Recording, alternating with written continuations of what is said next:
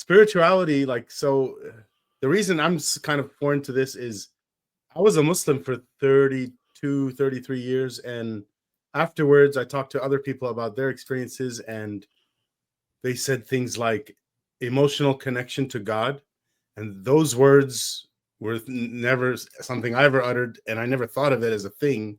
I didn't know people did it, you know, and that's something that they categorized under spirituality. But then later, other people said, like some of the ideas I have, they count as spirituality, and I didn't see it that way. But it's just a word. I thought Yeah, spirituality was spirits.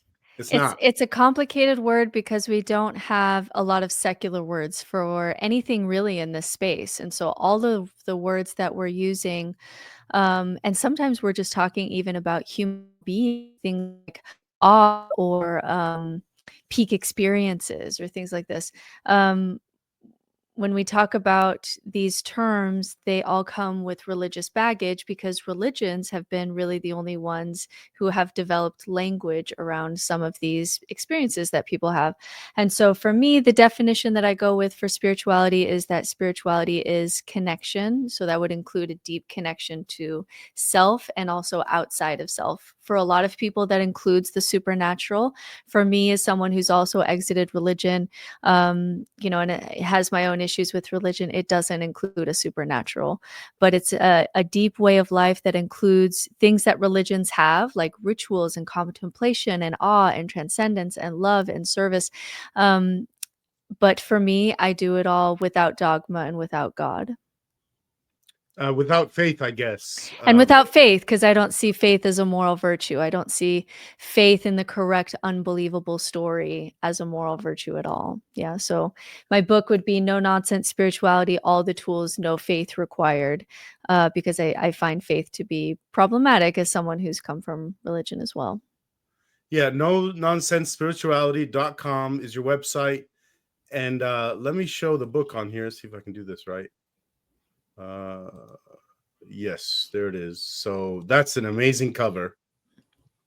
There's an eye there. I'm sure there's some Sure. meaning there.